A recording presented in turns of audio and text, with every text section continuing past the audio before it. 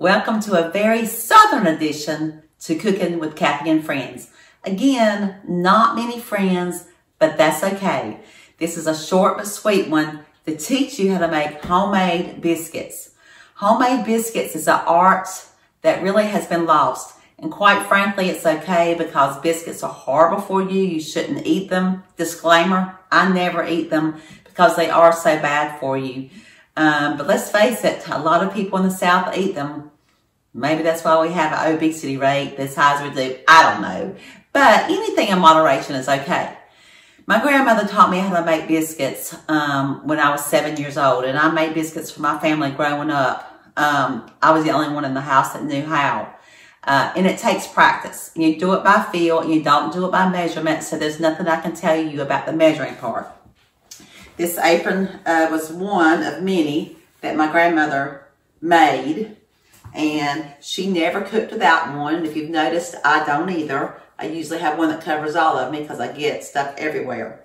And she always had an apron that she always made pockets in her aprons because she kept Kleenexes in her pockets.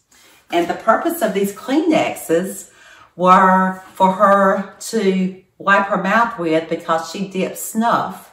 From the age of 7, she dipped snuff. And, of course, when she would spit into her can, I know it sounds nasty, but that's what she did. She would have to wipe the corners of her mouth. She died at 92, almost 93 years old. And she dipped snuff her whole life and ate lard biscuits her whole life. And I believe the reason why she lived as long as she did is because she didn't eat so many preservatives. She grew and canned almost everything she ate.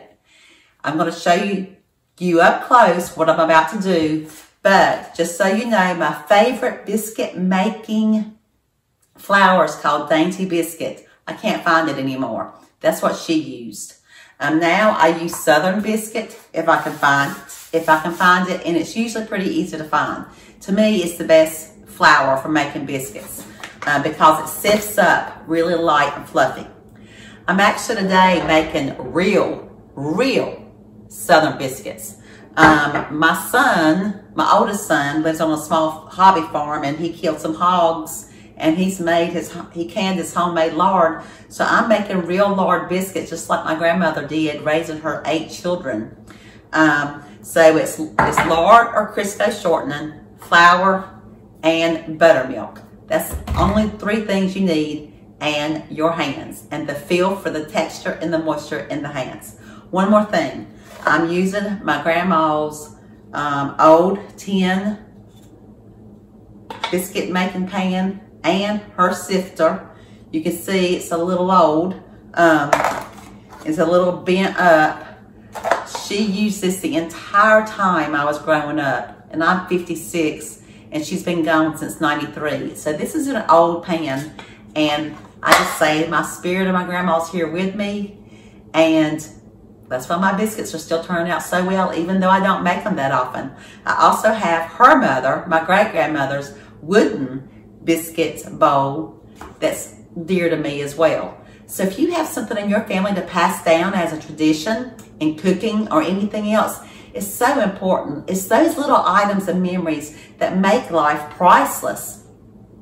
And honestly, I have such a passion for cooking and passing down knowledge of cooking that this really is a gift and deep to my heart. This is one of the things I would grab if my house was on fire. Okay, so let's get started. The first thing I do is sift the flour. This is just to make it more fluffy and get whatever lumps might be in it. I actually use 2 sifters full, which equals about 4 cups of flours, and sift them well. After it's sifted, I make a trough or a hole in the middle of the flour, and then put in a little over half a cup of lard or Crisco shortening. Then I slowly add buttermilk and work the buttermilk and the lard or shortening in with the self-rising flour. And I just mix it with my fingers, sort of squeezing, not kneading. I continue adding flour from the edge, adding a little milk here and there, and keeping it at a moist consistency. You don't want it too hard, and you don't want it too wet. It will not be as firm as pizza dough. It'll be lighter than that. I continue adding a little bit of milk and picking up a little flour as I go until I have the amount I want for the biscuits, which is usually, I make around 10 biscuits. So here I'm just, as I'm kneading or working the dough, it is picking up the flour. Now I see the consistency it is. It's still real sticky, but that's okay. I use some flour on my hand to get the dough off, and then I'm going to wash my hands thoroughly before I come back to it. Now I'm going to add some flour on my hand, and then I'll go around the edges and just tuck the edges to the center. Outside, turn the pan. Outside, turn the pan. And you're just spinning the pan and tucking. You're not really kneading. You're just tucking it in, working a little more flour in there and just making it smooth. You don't want to knead it because it will make it tough. And you're not picking up any extra flour. You're just working on top of the flour that is already there. And then once you get it to where you need it, here it is. And then I'm going to squeeze off equal pieces, or as equally as I possibly can, by eyeballing it. And every time you see, I'm putting flour on my hands so the dough does not stick to my hand. And I am just like pinching off some of the dough in order to make each individual biscuit.